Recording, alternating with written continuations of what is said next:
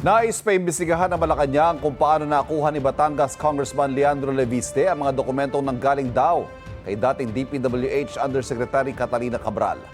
Ang sagot ng kongresista, lahat naman ng sinasabi niya ay pwedeng ma-verify. Isiniwalat naman ni Senador Ping Lacson na merong mga cabinet secretary na humingi umano ng allocable sa 2025 budget.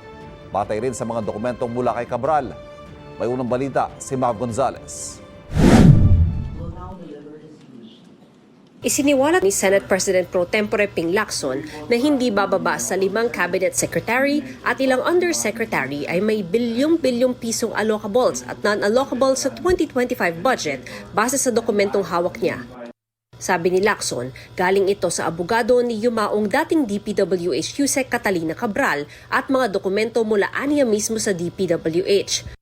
Kabilang daw rito ang isang ES na may 8.3 billion pesos at si dating DPWH Secretary Manny Bonoan na may 30.5 billion para sa 2025 lamang. Sinusubukan namin kunan ng pahayag si Bonoan kaugnay nito. Sabi ni Lacson, ang allocable ay patungkol sa mga mambabatas na nanghihingi ng proyekto. Kaya tanong ni Lacson, bakit nagkaroon nito ang mga cabinet secretary? Base rin daw sa pahayag ni dating DPWH Yusek Roberto Bernardo, bukod kay Bonoan ay naghatid din siya ng kickback sa isa pang miyembro ng gabinete. Dagdag ni Lacson, meron ding bilyong-bilyong pisong halaga ng allocable para sa House leadership at sa ilang party list group. Maaari raw ipa-authenticate ang mga dokumentong ito sa Department of Budget and Management o sa DPWH mismo. Pagkatapos, pwede rin aniyang ipatawag ng Senate Blue Ribbon Committee ang mga cabinet secretary. Nang tanungin si Batangas 1st District Representative Leandro Leviste kung may mga cabinet officials sa listahang hawak niya, sagot niya may mga acronym siyang nakita. Isang acronym po na kasali doon ay SAP. Hindi ko po masasabi sino si SAP, pero nandun po sa 8 billion pesos of projects si SAP. Hindi lang po yung listahang ito ang nakalap ko. Meron din po akong iba pang mga listahan ng mga insertions. At ayon din po sa ibang mga nakalap kong mga ebidensya, lumabas din po doon ang acronym SAP. Nagpost si Leviste ng kanyang email sa DPWH noong October 1 nang mag-request siya ng DPWH budget kada legislative district. Pati ang sagot sa kanya ng DPWH noong namang October 20. Kalakip ng email ng DPWH ang ilang dokumento. Kabilang ang isang liham na may pirma mismo ni DPWH Secretary Vince Dizon.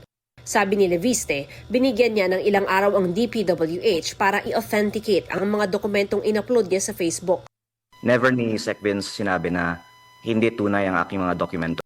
Ang sinabi lang niya, hindi pa niya napatunayan. Hindi po na-authenticate. Opo, okay. Kasi baka nasa abroad siya.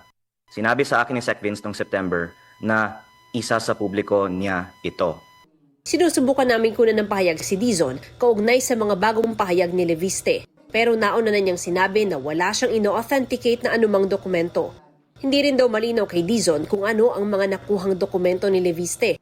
Sabi pa ng kongresista, maraming pumigil sa kanya na mag-privilege speech ukol sa Cabral files at sila rin daw marahil ang pumipigil ngayon kay Dizon na ilabas ito. Lahat ng mga tao na nakapakalat dito,